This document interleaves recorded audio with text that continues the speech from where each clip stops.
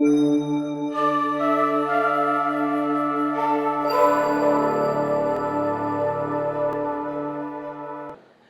संसार दोन प्रकारचे. आपण जनरली म्हणतो संसारी आहे, संसारातलं आहे.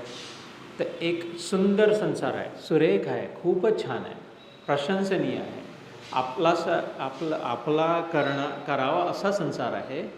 आणि दुसरा एकदम भयंकर संसार आहे, भीषण आहे, ज्याला जास्तीत जास्त शक्यतो दूर राहावं त्याच्यापासून.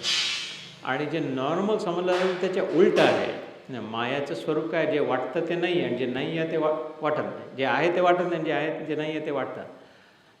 तर एक संसार आहे जे जनरली सर्वश्रुत आहे, आपण सगळेच समजतो. तो हा बाहेरचा संसार जो आहे, जे दिसतं आहे, झाडं आहे, पक्षी आहे, मासोळ्या आहे, संगीत आहे, कला आहे, दयामाया आहे, वैभव आहे, ऐश्वर्य आहे, देवळं आहे, तीर्थयात्रा आहे, साधुसंत आहेत, निरनिराळ्या प्रकारचं.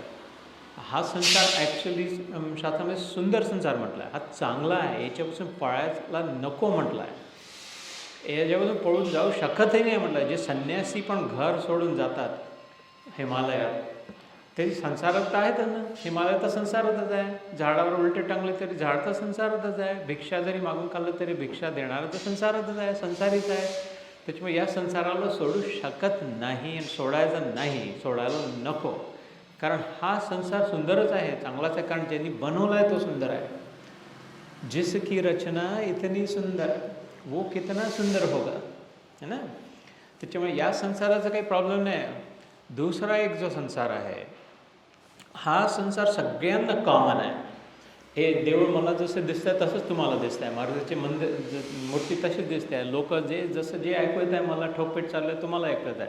आपल्या सगळ्यांसाठी जे बाह्य संसार एकच आहे. एक दुसरा संसार जो आहे, जो भयंकर आहे, भयानक आहे, भीषण आहे, दुरस्तर आहे, ज्याच्यापासून दूर राहायला हवं, सोडता घ्यायला हवं. तो प्रत्येकाचा संसार वेगळा असतो आणि तो आहे आतला संसार, आपण जो स्वतः बनवत होतो स्वतःचा. की असं तसं, यांनी असं का म्हटलं, त्यांनी असं केलं असं, हे व्हायला हवं, ते नको व्हायला, हे झालं तर काय होईल, मला जे व्हायला हवं असं झालं तर वाटतं त्याच्या एक्झॅक्टली उलटं माझ्या शत्रूला वाटतं आहे. त्याचा कम्प्लिटली वेगळा संसार आहे आणि माझा कम्प्लिटली वेगळा संसार आहे. असे प्रत्येक व्यक्ती तितक्या प्रकृती, हे ऐकलं आहे ना.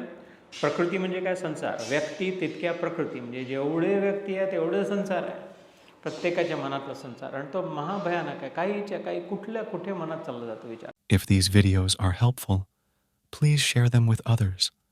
Like and subscribe to help spread the message of Krishna. Jai Shri Krishna.